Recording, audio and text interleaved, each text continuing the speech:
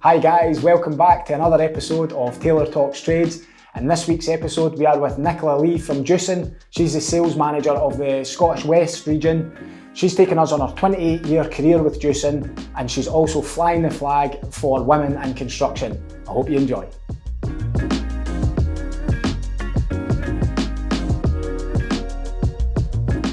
Hi Nicola, welcome to Taylor Talks Trades. Hi, thanks for having me. I'll start where I always start. How did you get into the trades? So a very long time ago, I was working in sales in a menswear store in Glasgow called Slater Menswear, which was amazing. I worked there for about 5 years when I left college. Wasn't doing anything that I'd went to college for. Yeah. Ended up doing a 2-week sort of job in Slater's over the Christmas period. Loved it, loved the energy and just the support and the help, and stayed there for 5 years. But at the end of the 5 years, I was like, okay, I need to do something else, and went into selling advertising, which was really intense. And it wasn't a very nice working environment. So while I was looking around, there was a job advert for a builder's merchant called Harcross. Yeah. And I applied for it and I got the job. And my friends were mortified because it was like this little tin shed and it was very unglamorous. I remember going to the interview in like a suit jacket, and very Versace-esque sort of thing. And then when I started, I got like a polo shirt and it was just like, it was not glamorous at all. And I was pretty rubbish at it. But there was something about the people and something about learning about products and the different characters you meet. I think the customers have been really big. So the characters you meet internally and the characters you meet outside, customers like yourself and, one-man bands, two-man bands, and then big organisations. And I just love the diversity of it and stayed. So you started in Slater's Menswear. So I started in Slater Menswear. And that's your first job into That was my first job, like, so that's very into much sales. Like busy, quite environment, because I've seen at Slater's, it's like you start here and then they put you down the different and lines also very bespoke. So they have a method to their sales. It's one-on-one. They ask you what you're looking for. They go and find it. There's a lot of add-on sales. So there was a lot of coaching and a lot of helping you be the best that you could be, which when I was 18 was amazing because I had people that were interested in what I was saying to customers, and then after the customer went away, they would come up and say, how was that conversation? Have you tried this before? And have you ever said this before? And so they really started to try and help me hone my sales skill. Which I never realised at 18. It was just a great environment, and I was out all the time, and it was just I worked in the city centre. It was just brilliant. But when I went to Harcross, I realised that was the bit that sort of set me apart when I worked at the trade counter. So you used that sales knowledge, took it in there. Yeah, which is all about your person, isn't it? It's just all about being approachable and being interested, being curious about people. And that's probably what my DNA is. Yeah, no, that makes sense.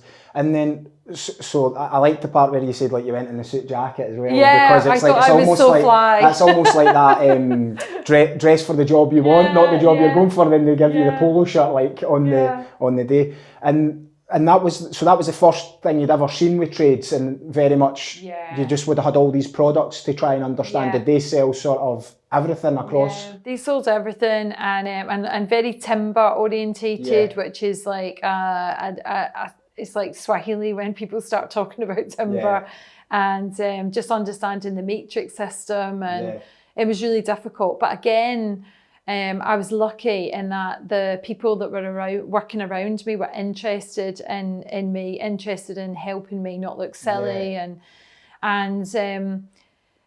always offered advice on if you put this into the computer, you'll find that if the customer asks you for this, they really mean that. And so that was really good. But I also think that you have to have a personal responsibility of learning everything and remembering it. and not, you know, asking the same question, but realizing, I know I've asked you this before, but can you tell me again, how do I do that?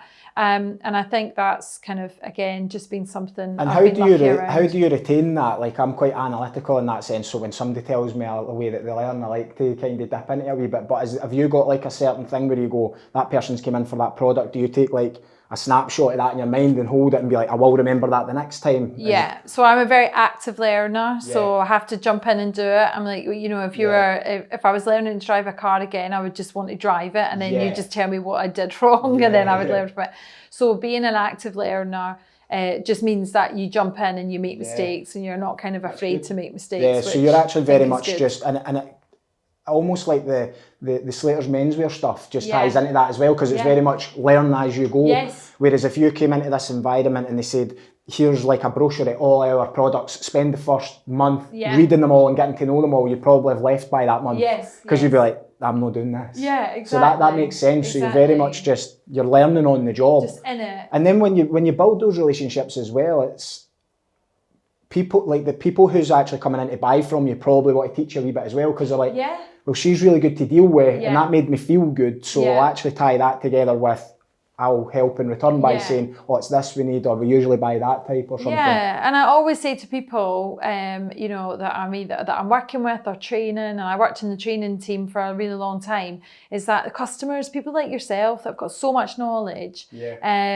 and know what you're doing, and you know, so if you ask for something and you're like, I've never heard of that. I mean, I've been 28 years. And yesterday I got asked for something I've never heard of before. So you just go back and say, can the architect send us like a picture of what it looks like? And is there a manufacturer that we can go to? So, you know, the industry is always evolving, the products are always evolving, but you're so right. The people, you know, there's just so many lovely builders that want to take you like under their arm and, you know, and, you know, and just teach you what they know. What was the progressions after that then? Yeah, so a lot of my progression has been around wanting more, sort of meeting people and being inspired by people and thinking, I think I can do that job. I think I can do what they do. And so I was working in the trade counter. I moved to another branch in Glasgow, because we have 14 branches in Glasgow, and I moved to another branch in Glasgow just to learn different customers and stuff like that. And when I was there, Harcross bought Jewson, which was 400 odd branches, but Jewson branches were going on to our trading system. So Harcross was about 200 odd branches, and then so there was this job advertised where you could work the weekends training staff on the IT system in Falkirk. So we went, so I applied for that. And I worked all week, sort of Monday to Friday, and then Saturday and Sundays I trained the staff of Jewson, who we'd never met before, and they'd been bought over by Harcross, so there was a lot of what's going to happen, and I got the first kind of, you know, my first kind of view of what that looks like for people with change, and just how difficult change can be, and how fluctuating it can be emotionally. So I moved into the IT training team. I did that for 6 months, and then I asked the IT training manager if there was any full-time jobs. He said no, and I decided to go to college, get a qualification for training, did that at night, and then I went back to him and said, look, if there's not any jobs going, I think I'm going to go externally and look for a job. And by that point, I was probably 3.5 years, 4 years with at Harcross, now Jewson, and he was like, look, I'll find you something, right? Let's see what we can find. I did quite a lot of project work, which is, you know, you're just going project to project, which people in the branch, you know, who we had great relationships with, they always worried that, you know, you go out on these secondments and then you lose your job at the end of it. So it was risky, but I knew what it would give me would be sort of an area of skill base that I didn't have in the branch, and I wasn't going to get in the branch. And I knew where I wanted to be. What would a typical project be? Like, we're trying to embed this team with this team, or like that sort of thing? So it'd be IT systems. So how do branches process orders, process paperwork, purchase orders? How do they run management reports? So I learned an awful lot about the trading system, and even though it's got a different name now, it's the basis of the same system. There would also be implementation projects where we bought businesses. So at that time, we went through quite a large acquisition process where we were buying companies constantly. So I would go to Wales and go into like a small, like a large, I suppose, independent that had been sold, and I would help support the team, and I would teach them about because they would change trading systems. So there was a lot of that. I did that for probably around about sort of 8 years. Sounds fun, actually. Traveling up and down the country. It was really great, and it's funny. I was with my kids recently, my girls, and we were in London. And as we were walking through the hotel, I was saying morning to everybody, morning. So we got in the lift, and my daughter said to me, "Why do you say morning to everybody?" And I said, "Oh, it's just like an old school thing. I think when you used to stay in B&Bs or like hotels." Sort of like 25 years ago, I travelled a lot up and down the UK doing these projects. And so you would just, you would go in the breakfast hall in the morning, and the person at the next table would say, "Morning," you say morning. And it's just stuck with me. So, Nah, it's good. And you never know, because that can just lead to a conversation as well. And absolutely. before you know it, or you need any materials or whatever. So you're always selling. Hi guys, sorry to interrupt the episode, but I just wanted to say a massive thank you to Scope Branding for being our new podcast sponsor. As you're aware, if you've been listening and following the podcast, I'm really big on my branding and having branded workwear. We've teamed up with these guys. They've done all our work at Taylor Roofs, Taylor Solar, and now the Taylor Talks brand here that you can see. They're good quality, good prices, and really good service. Go and connect with Scope Branding on their social media channels, check out their website, and I hope you enjoy the rest of the episode. What was the progression steps from there then? So you did the projects thing, you did take the risks, and then I'm guessing that you must have had like some sort of mentor within the business that was kind of putting you up into the next positions, or was there a lot of change there? Or? Yeah, there was a bit of change. There was quite a lot of change in management because we were integrating teams, and that always happens, especially when two large businesses like Harcross and Jewson merge. You then you want one marketing department, but you've got two, and one IT department, but you've got two. So there was a lot of that went on, and through that, I just met great people. And I think just having that sort of can-do attitude, wanting to learn. I wanted to know more. And I think all that came from that was really that people just want you to do well. So they just then start to look after you and point you in the right direction. And then as I met people, that people would come into the business, and they would say like, "Oh, I've been told that I need to sit down with you and understand how this department works, or understand how the business works, or the branches work." And that was great, because I would maybe not get promoted through those relationships, but I would be involved in like strategic discussions, or where the business was going, or how can the team support what the business are doing. So I was open to a lot of it. And then probably about 15, maybe longer than that, maybe 17 years ago, I started to get quite close to the management team in Scotland at that point. And there was a gentleman there who I still work with now, Alan Davidson, who you've met, who's our regional managing director. And Alan was just great at sort of saying to you, I think, have you thought of this, or there's this job and you'd be great at it. And just really, I think from there, just kept sort of, saying, "What do you want to do?" And I'd say, "I want to do this." And he would go, "Okay, well, this is how you get there, go and do it." So it was never handed. It was always there's an opportunity here. Do you think you can step up and do it? And it was great. And it still is great support today. It sounds like you've kind of forced the opportunities a bit as well by not, sort of like with the IT side of it, where you said you went and got the qualification, you sort of proved that, look, I'm serious here. You don't just ask for it, they said no, and then you went, oh, well, I'll stay doing what I'm doing. You almost had that drive to say, well, I'll kind of show you a wee bit as well, and then you put that forward. So opportunities always come to people who's keeps chapping the door, I guess, almost. And it's the same with sales, you know. You've got to get rejected a lot of times. And sometimes you've just got to, you know, the more no's you get, there's always a yes on the other side of it. So it's probably it all blends in quite nicely. It's good as well when someone's saying, why don't you try this? Or why don't, like, you'd be good for that role, because that's good for your confidence as well, isn't it? And it's also people looking in and seeing what you're really good at, what your strengths are.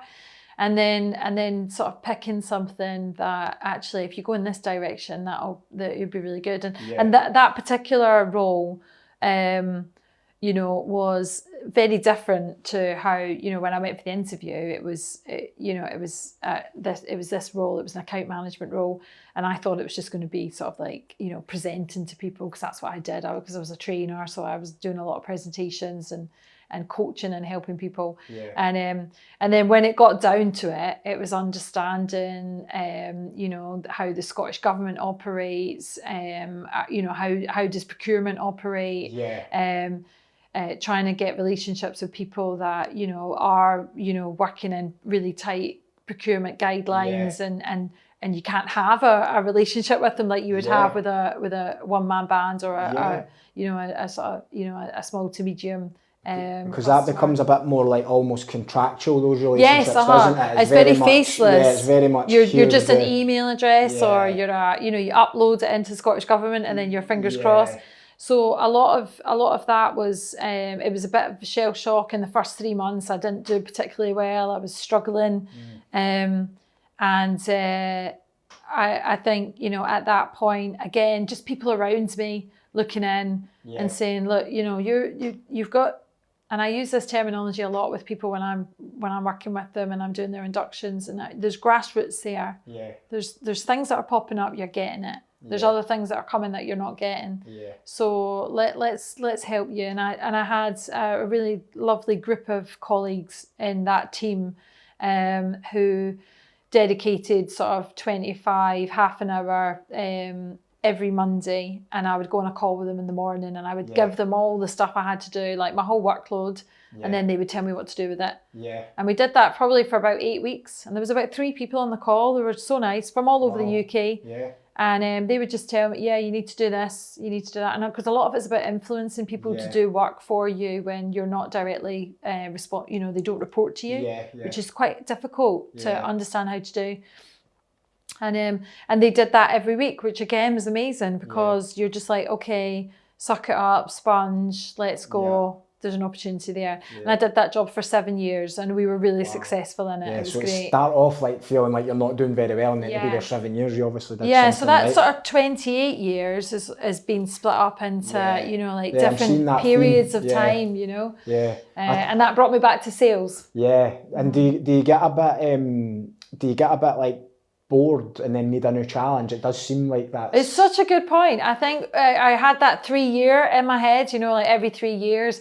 And then every 3 years, when you're in a large organization, you know, like Jewson, a large machine, it changes every 3 years anyway. I say to people now, you know, like, oh, you know, whatever's happening now will change in like 3 years. There'll be another restructure, or it'll be this. And you kind of learn to, you know, just go with it. It's scary, and you know, everybody worries about change, and the whole sort of you know, the chasm of change, you know, where one day you can feel good and the next day you can feel terrible, and the next day you can feel good. It's the reality of it. You know, it's like, oh, this is going to be new and exciting, and then you just go to the cliff edge, and it's like, you know, now we actually need to do it. And that happens to everybody, and that happens to me. I think they call that like the Valley of Despair or something like that. I read it in a book one time, but it's showing that exact diagram of it. And it happens to everybody. And what I always try and remember and say to people as well is that on that change, you can go up and down as many times, and with the same change of process or change of you know, management or whatever it might be. You just, when you think you've got it, you then go all the way back to the despair bit, Yeah. and so you can kind of go like that for a period of time, and it's okay. And I think that's really important for everybody to understand that it's okay to do that. So I think just always wanting to probably get bored is the way I thought about it in my head, and just how do I learn more. And it's not maybe bored, it's just like, I've completed that bit, what's my next challenge, how do I evolve? And as humans, that's who we are, like we're meant to evolve. You want to be busy, you want to be you want to be, your mind's working, and when you can do everything with your eyes shut, I think then you're like, right, how do I evolve myself? It becomes a bit of a comfort zone, and then you're probably not giving your best self as well. And it's quite interesting because I can tell you're quite fast paced, and I think you probably like the change probably quite a bit. I know we all hate it at some point, but it seems like you quite like the change. I take it you had to probably evolve in a certain way that the ones who really don't like the change, that are quite slow paced and think, oh no, that's probably where you've used those sort of influential sort of people skills to say, it's okay guys, let's go kind of thing. Yeah, and I think one of the I think it's really important to reflect. So I've always reflected on my way home from work. How's the day gone? What's been good? What's not been good? And I started doing that as a trainer, because I was doing workshops with people, and maybe people weren't really engaged. So when I was driving home, only like a 20-minute drive, I'd be thinking, how do I get Jamie to talk to me tomorrow? How do I get him to give me his opinion on stuff? So I would always think, I could do this little work, shop group exercise, or I could ask this question. So that sort of naturally continued throughout my management career, and continued throughout, when I've been doing any of my roles. And it's always about, what went well? Was that conversation good with that person? How do I slow down to their pace? So I think empathy is really important. I understand that I run at fast pace. I'm very self-aware. I describe myself as intense, and sometimes that can probably come off as like a negative description, but it's just, I understand I am intense. I want results. I want good performance. I want to help get the best out of people. And sometimes just people can't run at that pace, and it's okay. Again, that's all right. Because people, I genuinely believe, are, fundamentally good, and they want to do a good job when they come to work. But I think it's about making sure that people can, learn and develop. So as long as you're moving forward. As long as you're better than yesterday, that's really important. And if you can do that, then I'll run at your pace for as long as you need me to run at your pace, and then eventually we'll be at the same pace. It makes a lot of sense, and I think the thing is as well is that you need the different personality types. Absolutely. Because if everybody was fast paced, you'd probably just keep running into problems and it would all just crumble. You sometimes need somebody to kind of put the reins on and say, have you thought about X, Y and Z? And somebody with a bit more of an analytical mind. And sometimes when you are fast paced, that could maybe come across as almost like negative, or they're just not believing in this project, but they just need a couple of more boxes ticked before they agree that this is the mission to go after. 100%, and it's really important to listen. So I've always been a really big believer in listening, active listening, really making people understand that I understand what you're saying, I hear you, I see you, and okay, let's work it out. I can read body language really, really well. And then, so then that makes me think, okay, look, you look uncomfortable right now. So let's just stop this and have a chat about it. And also I think it's really important to always remember, we're not finding a cure for cancer, right? We're selling building materials. So I get I'm intense and I get I run fast. But, it is, at the end of the day, it's not a life or death situation that we're in, I've sort of throughout our growth journey, I've become I used to be a lot more slow paced, and then as the business evolved, I've changed my personality. So I used to be really slow paced and quite analytical and quite steady with things. And then the more I sort of came off the tools, grew the business, went into sales, I sort of became more fast paced, more people person. And like you're saying, I would start to read the aura of people rather than just what they're saying to me. So I would be kind of picking up the things they're not saying was what I was listening to, however strange that sounds, Yes. but it's almost like I picked it up somewhere that like 95% of communication is body language and tonality. Absolutely. Only 5% is the words. Yep. So when you actually understand that, somebody could say, I'm fine. But you're like, their whole world says, you're no fine. You're in a mood with me about something here or whatever. Yeah. So you start to pick that stuff up and then you need to use it. And then I guess I sort of went through that phase. And then as we sort of put a sales team in place and schedulers and managers and different things, and all those bits got taken away, I almost became like analytical and analysing our data and how things were going and then being quite direct. Yeah. So I found like my role now with the roofing company is sort of analyse that data, go and speak to the team, make a decision, and it's all very much meeting. And it's like I have noticed that people bit has kind of faded slightly. So I have sort of been self-aware to say I'll need to look at this and see how I can bring a bit more fun again, rather than just decision. So I'm relating to you there, like what you said with almost that you're only trying to find the cure for cancer. Almost, it's like as a roofing business, it's like, you know, even if we have a wee bit of a bad week this week, like we're still going to be really, really good, and we'll have loads of good reviews for our customers. So it is sometimes important to just try and pull yourself back a bit and take yourself out of that inferno. Where's things sort of at now? Where have we covered everything? Would you say, or are we like where's your like what's your role looking like yet, or did we miss any bits there? No, I think we covered everything. I mean, my job's to make, my job, I'm a sales manager. I cover a region. Ultimately, I look after people that are external. So it's like remote management. And remote management is different to managing a team because you see and feel. So it's different to branch management, and you have to have a lot of emotional intelligence, and you have to have a lot of listening, and you have to not fly off the handle on a phone call or go, what are you doing that for? And you have to really try and think about what you're doing and help the team because they are out on their own. They might be an hour away, 2 hours away. Some of my team are 4 hours away. And so it's about really slowing down and going, right, what do you need from me? And getting the most out of the conversation. So that's my primary job. And the other part of my job is to support the branches. And a lot of that is using my experience to help them when customers maybe want like a deal that maybe they're not used to negotiating or they're not used to setting up, and also pricing. So I help them a lot with pricing.